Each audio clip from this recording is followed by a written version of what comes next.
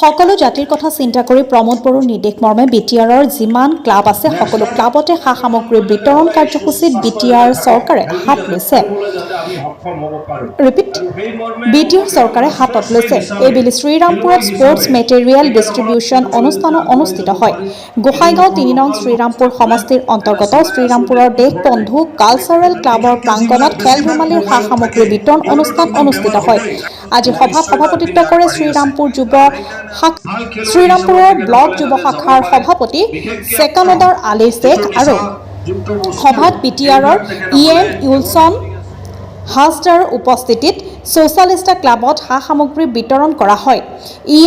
ইউলছন হাছদাই কয়, বৰ্তমানৰ নৱপ্ৰজন্মসকলে বেছিভাগে নিশা জাতিৰ দ্ৰব্যৰ লগতে জড়িত। তেনে ক্ষেত্ৰত বিটিআৰ চৰকাৰে নৱপ্ৰজন্মসকলে নিশা জাতীয় দ্ৰব্যৰ পৰা যাতে জড়িত নাথাকে তাৰ বাবেও পদক্ষেপ হাতত লৈছে। কুকুৰাঝাৰৰ পৰা গোসাইগাঁৱৰ পৰা আজিজুল হকৰ ৰিপৰ্ট,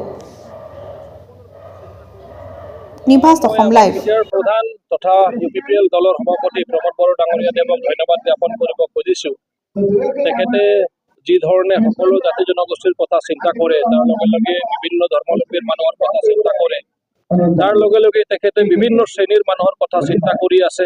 আমাৰ কৃষকসকল হওক, আমাৰ মহিলাসকল হওক, আমাৰ যিসকল বিশেষকৈ ছাত্ৰ ছাত্ৰীসকল হওক, সকলোৰে কথা যিবিলাক পঢ়া শুনা বাদ দিছে তেনেকুৱা ধৰণৰ তেখেতসকলৰ কথা হওক, তেখেতে সকলোৰ কথা চিন্তা কৰি আছে। আৰু এতিয়া তেখেতে ভাল কৰিছে যে যিমান যুৱ প্ৰজন্মসকল আছে তেখেতসকলে যাতে বিশেষকৈ যিটো নিচা বস্তু যিবিলাক দ্ৰব্য আছে তো সেইটোৰ পৰা যাতে আঁতৰত থাকক, ড্ৰাগছৰ পৰা যাতে দূৰত থাকক আৰু নিচামুক্ত সমাজ যাতে আমি গঢ়িব পাৰোঁ, সেইটোৰ কাৰণে তেখেতে এটা প্ৰয়াস আৰম্ভ কৰিছে। আৰু সেইটো দলীয় হিচাপে সেইটোক আমাক দায়িত্ব দিছে আৰু সেইটো আমি দায়িত্ব হিচাপত পালন কৰি আছোঁ।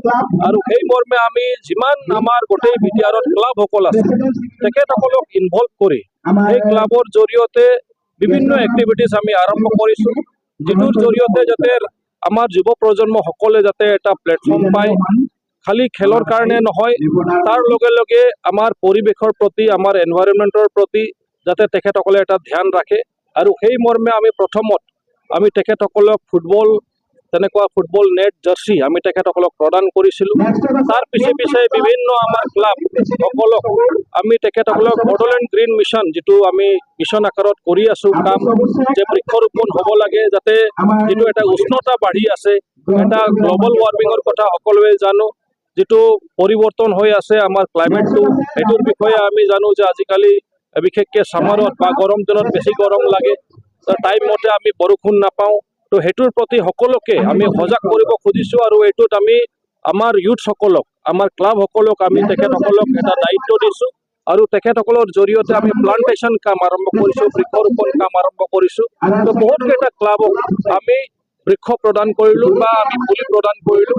আৰু তেখেতসকলক সেই দায়িত্ব দিয়া হ'ল যাতে সেই অঞ্চলবিলাকত তেখেতসকলে বৃক্ষৰোপণ কৰে। আৰু তেখেতসকলক আমি একাউণ্ট নাম্বাৰটো লৈ 50,000 টকাকৈ এটা অনুদান দি আছোঁ, যাতে তেখেতসকলে তেনেকুৱা ধৰণৰ কাৰ্যত যাতে ইনভলভ হৈ যায়, এণ্টি ছ'চিয়েল এক্টিভিটিৰ পৰা যাতে দূৰত থাকে।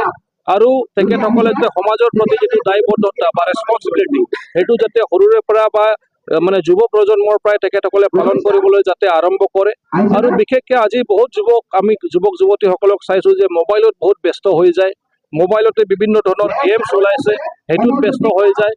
কিন্তু সেইটোত আমি সকলোৱে জানো যে শাৰীৰিকভাৱে স্বাস্থ্যত কিমান ক্ষতিকাৰক, স্বাস্থ্যৰ কাৰণে কিমান ক্ষতিকাৰক, হেল্থটোক বহুত এফেক্ট কৰে। আৰু বহুতে আমি চাইছোঁ যে তেখেতসকলে বিভিন্ন ধৰণৰ নিচা বস্তু, তেনেকুৱা দ্ৰব্য তেখেতসকলে পান কৰে বা তেখেতসকলে ব্যৱহাৰ কৰে।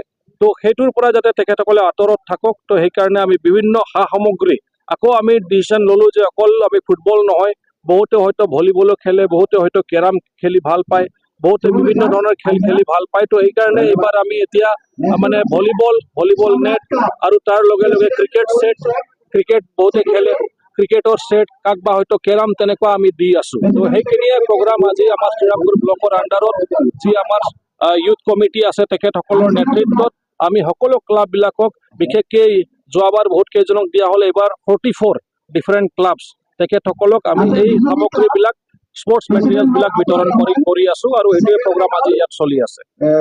ধন্যবাদ।